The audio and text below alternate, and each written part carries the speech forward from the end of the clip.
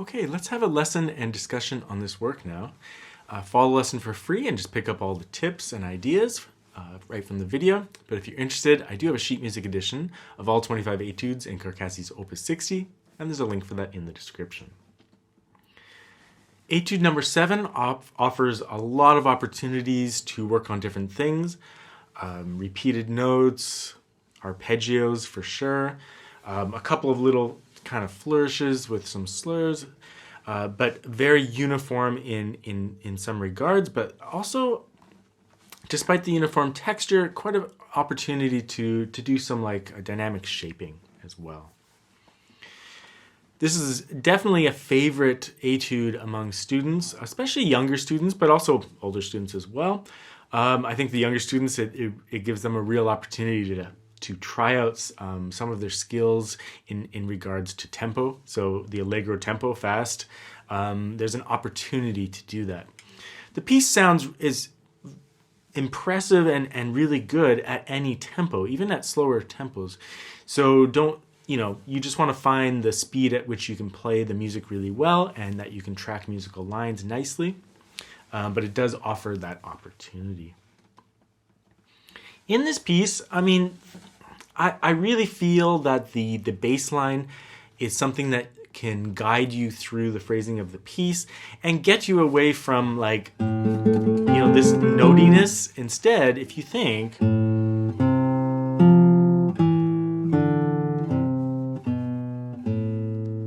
that is the thing that can kind of smoothly guide you through the phrase.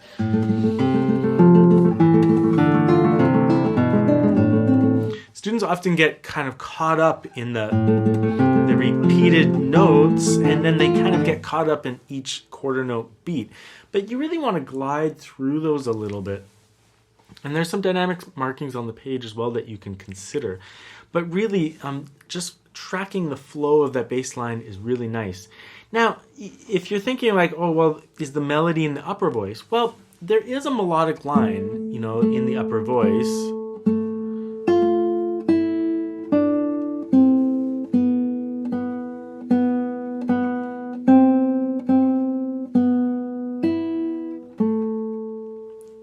So you can also use that, but because it will be presented on off beats, it's not going to be perceived as maybe the dominant musical line.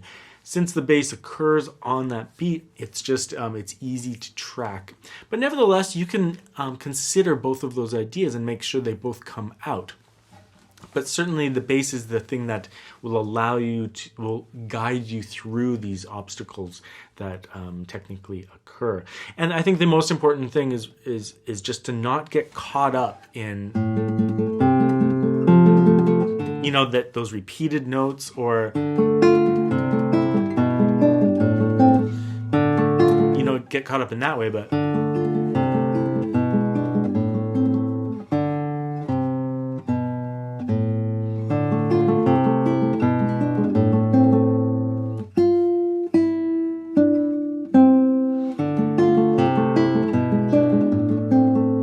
so, when you're tracking those musical lines, that really makes the piece simple and easy, and you'll even find that it may help just relax your fingers and allow you to kind of glide through those arpeggios without focusing so much on every note, but, maybe just bringing out that thumb and the A finger, for example, and the M finger when it changes there, but bringing just the lower voice and the upper voice out, and then just really reducing the balance of the other fingers and the accompaniment voices there. So I think that's your task, is you want to be as musical as possible despite this tempo that occurs in this piece, and despite whatever arpeggio pattern or technical difficulty comes up. You want it to sound somewhat flowing, and then once you have that, you can start challenging yourself by increasing the tempo, but retaining a lot of those musical ideas. So before we do a full walkthrough of the piece, let's just talk about how we can practice some of the arpeggio textures in this work. One thing you can do is you can start by just playing a solid quarter note beat. So you take all the notes within a quarter note and you just play them as a block chord.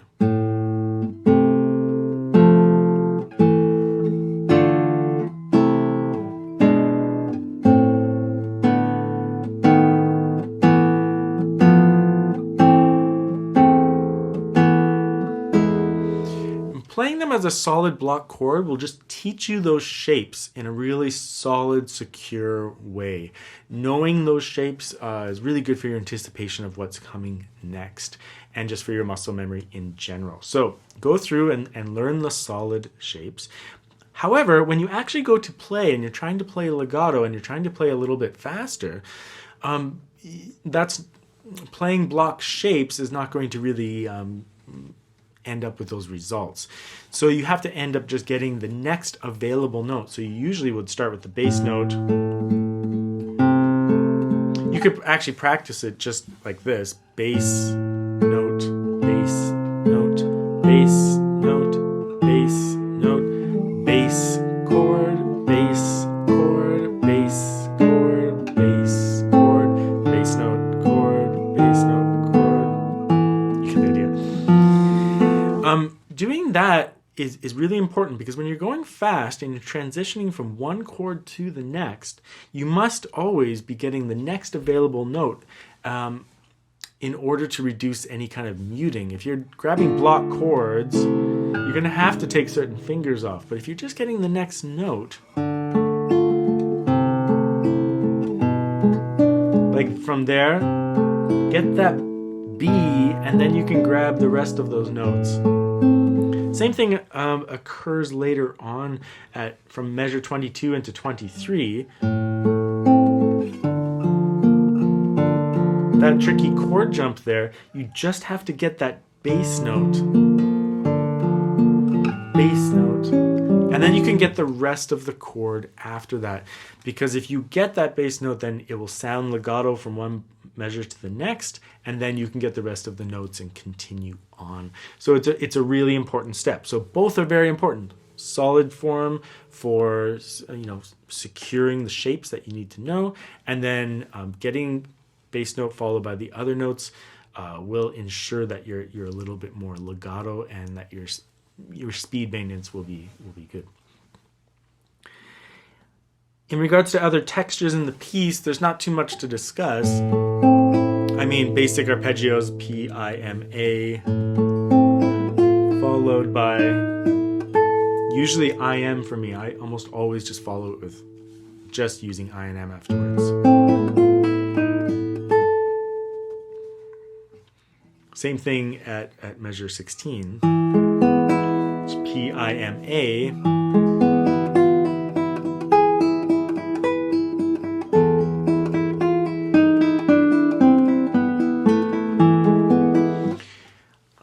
Too much to say about practicing that particular section.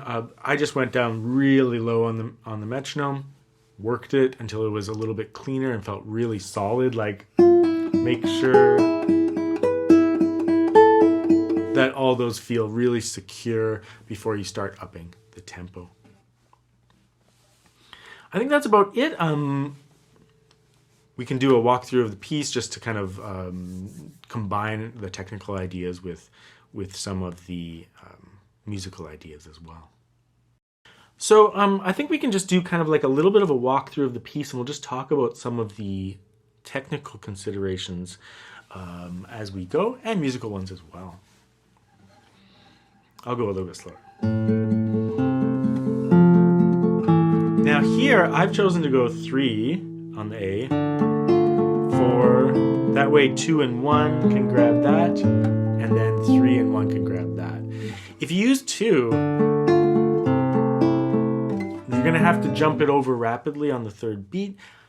There's other ways to finger this, but I have found this to be the most beneficial. I think the thing that students often get scared of is that fourth finger on the C. But if you're misaligned, then you can't even reach that. You can see I can't even reach that C. But if my hand is properly aligned, it's right there and quite easy to grab. I could even grab the G or an imaginary other note. But if I'm slightly misaligned, or my guitar position is misaligned, then reaching that C, I can't even do it with my finger completely outstretched. So alignment will be very important.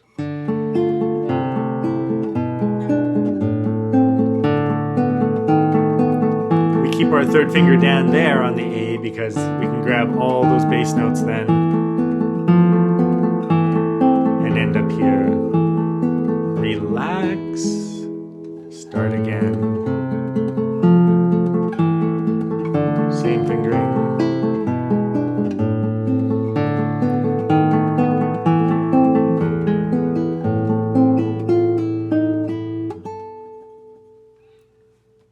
Now, lots of different ways to play that last passage there. It says piano and it has a writ. So just relaxing.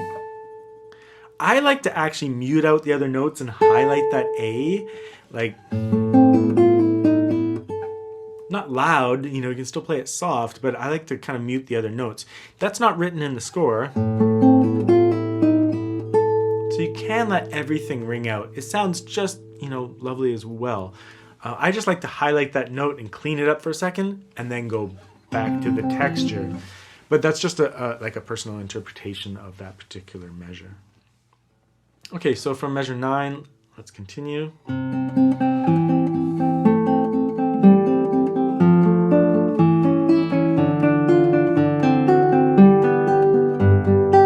Use your second finger here.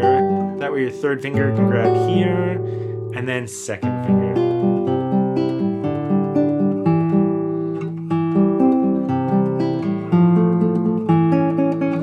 A lot of the fingering in this piece is just about anticipating what's coming next. So we use 2-4. That way 1 can grab there. We use 3, so 4 and 1 can grab.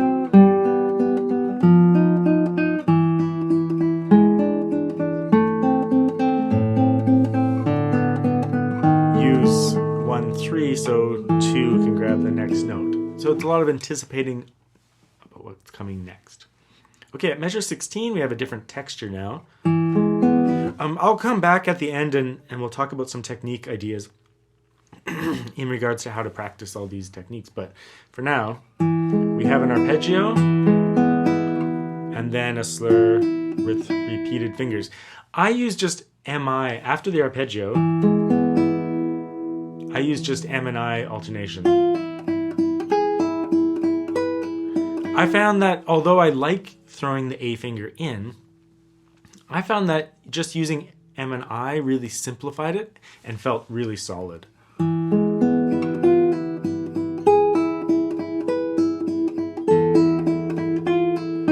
I use my thumb on that D sharp and that whole lower line, end up on 3 so 2 can grab.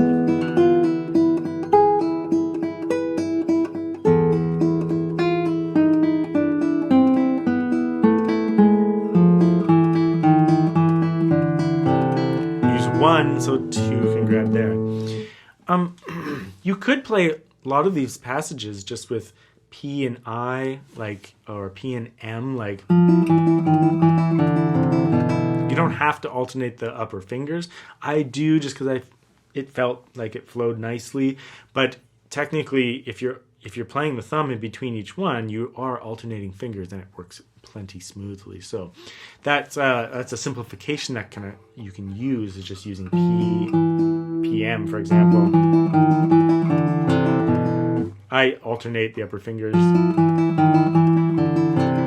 but if you miss one or whatever, that's okay because you are alternating with the thumb.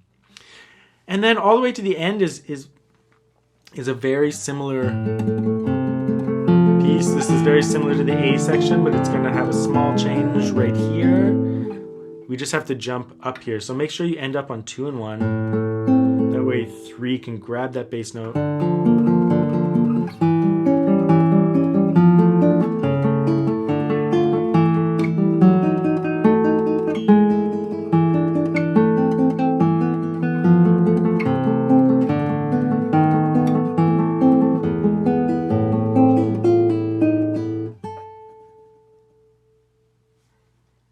One thing I'll say in regards to the dynamics is that I think that when you look at Carcassi's dynamics, which I've included in my score, you can get some general ideas from them, but I would really take the microscope away from the dynamics a little bit and just view them as a general overall idea making process. Some of the specific dynamics that he includes sometimes Sometimes I really like them. Other times I'm not so sure that I want to follow them all the time. Also in places like, measure 13, for example, those little crescendos under some of those measures, like when you're going at a fast tempo, that's debatable how well you can really do those tiny decrescendos. But nevertheless, they are important, and I think that if you practice it slowly, you can gain some ideas from it, and then assimilate that into your own interpretation of the piece within period guidelines, of course. So my main advice is to go through the whole piece and make sure you're tracking those musical lines and that you're making it sound and really flowing. And then as you increase your tempo, you just want to retain a lot of that.